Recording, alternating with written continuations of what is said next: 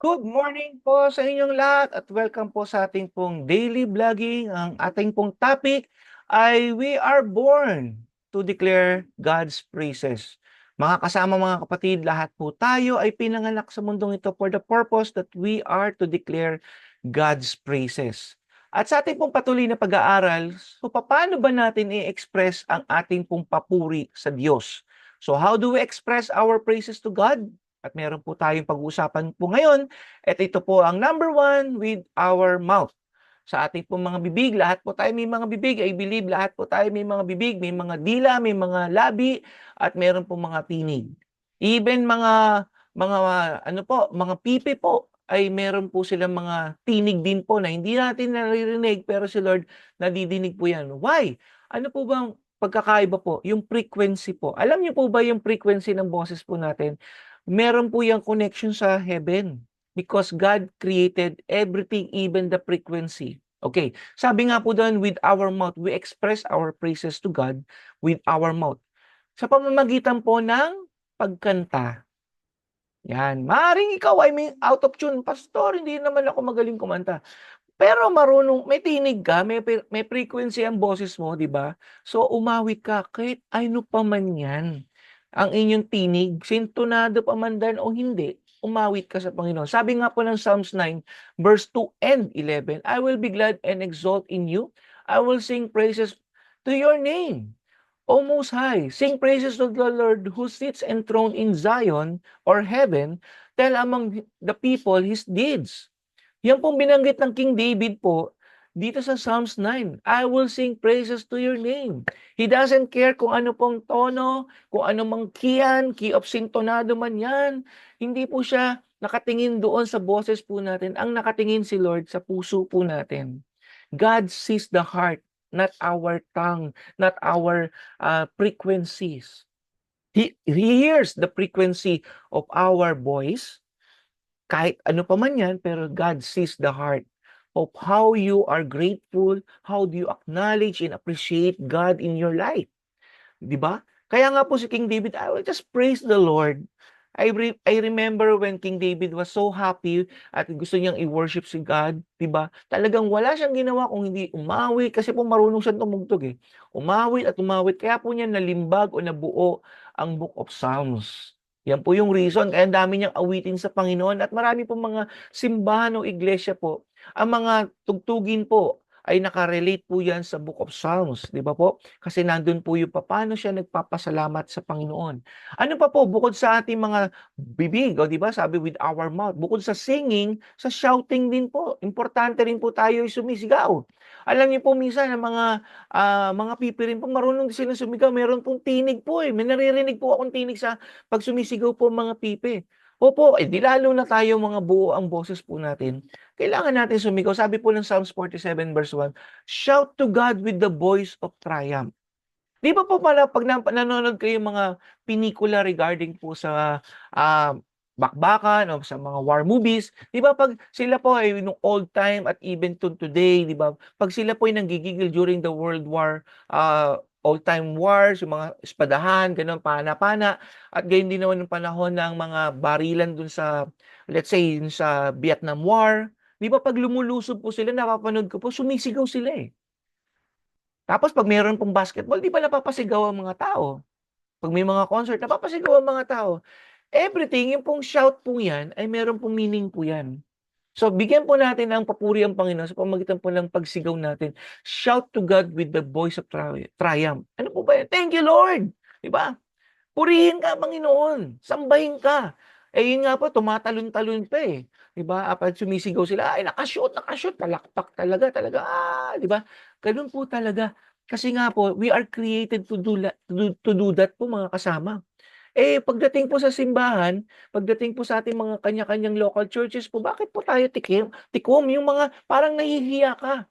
Mga kasama at mga kapatid, si Lord po yung sisigawan natin, hindi yung katabi po natin. Si Lord po yung kakantahan natin, hindi yung katabi po natin. He is the King of Kings, He is the Lord of Lords, at ito po ay importante o is it necessary na siya ay papurihan po natin. Amen po. At I believe na naintindihan po ninyo ang ibig kong sabihin dito. By singing and by shouting, it is important. Bakit po? How grateful you are. Kaya nga po, how excited you are. Di ba? Kay Lord. Ganon din po yan sa mga dito sa mundong to. Amen. So ano pa po? Paano ba tayo mag-express ng praises natin kay Lord? With our hands. By lifting, by clapping, and using the instruments po. In lifting po, sabi ng Psalm 63 verse 4, I will lift my hands in your name.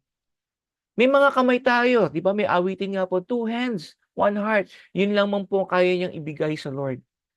Diba? So lifting your hands, wag po kayong mahiya. Sabi ko nga po kanina, hindi po yung katabi ninyo ang dapat yung i-please si Lord po. Itaas po ninyo yung kamay nyo. Lord, I'm so happy dahil marami kang ginawa sa buhay ko. Lord, salamat po. Lord, I praise you. I exalt you, Lord God. Ideklara mo yun. Sabihin mo. Itaas mo yung mga kamay. Yan po ay sign of your humility, sign of your surrender. Diba? Pag hinold up ka, surrender po. Bibigay ko na po yung wallet ko.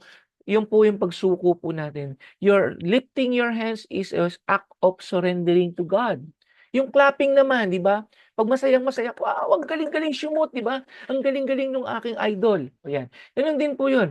Yung sabi po ng Psalms 47:1, oh, clap your hands, all you people. Psalms 47 verse 1, oh, clap your hands, all you people. Kung tayo po yung nagiging masaya, nagtapalakpak po tayo, di ba? So how joyful are you in the presence of God? So magpalakpak ka kapatid, wag mong hayaan ang iyong mga kamay parang ang layo parang nagre-repel. Palakpakan mo si Lord kung gaano ka kasaya kay Lord. At yung iba naman po may tumutugtog, nagmu-musical instrument po, tumutugtog sila na kung ano. Sabi ng Psalms 150 verse 3 to 6, sabi dito, praise Him with the sound of the trumpet, praise Him with the lute and the harp, praise Him in the timbrel and dance, praise Him with string instrument and flutes, praise Him in the loud cymbals, praise Him with clashing cymbals, let everything that has breath praise the Lord. Hallelujah! Napakaganda po ng verse na to. So ano man instrumento yan, string instrument man yan, trompeta man yan, lute, harp, di ba, timbrel, di ba, musical instrument, the flute, di ba, cymbals, patugtugin natin sa loob ng simbahan. Kaya po, parang sa akin po, parang depende po sa tao yan. Kung gusto niyo po mag-aral ng music instruments po, puntahan po ninyo yung pastor, puntahan niyo po yung musical director po ninyo, mag-apply po kayo. Gitara man yan, drums man yan, organ man yan, tambourine man yan, puntahan niyo po sila. Matuto po tayong gumamit ng musical instrument to praise our God. Amen po ba? Amen. Wag lang po natin hayaan, kamay lang po. Gawin din po natin yung mga instrumento. At ito po, kagaya ni King David po, marunong siyang gumamit ng iba't ibang klaseng instrument. Praise God. Ano pa po? Hindi lamang po ang ating mga bibig, hindi lamang po ang ating mga kalamay, kung hindi ating din mga paa. Yan. Kaya po nakakatuwa po ang isang simbahan po na talagang hindi lamang po pumapalakpak at kumakanta, sila rin po ay sumasayaw. And number 1, with our feet dancing and leaping for joy. Psalms 30 verse 11, you have turned my mourning into dancing. Lahat po tayo may pinagdadaanan, kalungkutan, kabigatan, sabi ko nga po kanina. Pero pag sa presensya ng Diyos, subukan po ninyong sumayaw sa presensya ng Panginoon. Kagaya nga po na nabanggit ko rin kanina, si King David po hindi lang siya kumakanta. Minsan, sabi niya, sobrang excited niya sa Lord. Hinubad niya ang kanyang mga damit bilang isang hari. At siya po ay sumayaw ng sumayaw sa Panginoon. Kaya po, nakita ng Panginoon yung puso ni King David ng time na yun. At bless po ang Lord doon. Kaya po mga kasama mga kapatid, kahit po hindi ka marunong sumayaw, kay kaliwa pareho yung paa mo, try to dance dun sa presence of Lord. Try to leap for joy. Diba? Talon-talon ka. Diba? Jump. Diba? Indak-indak ka. Dancing. Ano pa po ba with our feet? Diba? Kneeling. Yan. Yung kneeling po, importante rin po yan. Hindi lamang po sa sayaw, kailangan din natin minsan lumuhod sa presensya ng Panginoon. Psalms 95 verse 6 po. Let us worship and bow down. Let us kneel before the Lord our Maker. Kaya po kailangan din matuto tayong lumuhod. Magpakumbaba sa harapan ng Panginoon. At hindi lamang po lagi tayong nakaupo, nakatayo. Kailangan din natin paminsan-minsan lumuhod. Panginoon, sinusuko ko sa iyo. Panginoon, ako po'y nagpapakumbaba sa iyo. Worship God and bow down. This is worship. This is a praise to God.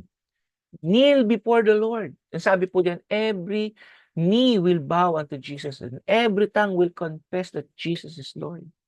Hallelujah. Kaya ngayon mga kasama, mga kapatid, I hope na-encourage kita. I-practice po natin ito. At tunay nga, ang Sunday po natin ay hindi na po itong service lamang. Tinatawag po yung service, ibig sabihin, ito po ay regular o routinary na ginagawa po ng mga iglesia. Pero sa akin po, pag ganito po tayo ka-excited, ganito po tayo kabuhay na simbahan, mga kasama, ang tawag ko na po dyan, it is a Sunday celebration. Why? Because everyone will clap their hands, everyone will sing, everyone will praise the Lord, lifting their hands, everyone will dance and leap, di ba? Kaya po di ba pag may party, nagsasayawan, nagiindakan at nagkakantahan. So, ganyan din po ang simbahan pag punong-puno ng joy, punong-puno yung atmosphere ng Espiritu ng Panginoon, tayo po ay magkakaroon ng celebration. Hindi lamang Sunday, every meeting po natin na magkakaroon tayo ng celebration. So, yun po yung maganda po sa isang iglesia, isang buhay na simbahan na punong-puno ng kapangyarihan ng Diyos at Espiritu ng Panginoon. Hallelujah. I hope na encourage ko po kayo na paano tayo sasamba sa Panginoon, paano tayo magpupuri sa Panginoon, because this is our calling. This is the way that God created us. We are born to declare His praises. Hallelujah. Let's pray. Heavenly Father, we thank you, Lord God, for your mighty blessing, for this word that you want us, Lord God, to be trained, Lord God, to be a dancer, to be a singer, Panginoon, to lift up your name, to praise you, God, to use our bodies to worship you and to praise you, God. We pray, O God, that everyone who listens this vlogging, Panginoon, ay tunay nga, Lord God, magkaroon po sila ng heart of worship, a heart of praise sa iyo, Panginoon, at tunay nga ma-please ka, Panginoon, sa bawat kaluluwa. Saan man po sila naroroon ngayon, locally man dito sa Pilipinas o sa abroad man, Lord, I pray na makita po nila sa local churches nila, Panginoon, that this is the day of celebration. This is a day that the Lord has made, Panginoon. Kaya po, Lord, let them be excited, Panginoon, in serving you and worshiping and praising you, O God. Kaya po, salamat, Panginoon, at tunay nga, hindi po yung katabi namin ng aming ipiplease, hindi po yung simbahan ng aming ipiplease, kung hindi kayo bilang aming Hari at Diyos at Panginoon. Purihin ka at sambahin, pagpalain niyo po bawat isa sa pangalan ng Panginoong Hesus. Amen. Amen. So God bless you all. Patuloy po tayo. We will have a new lesson po this coming day po. In Jesus' name, God bless you all.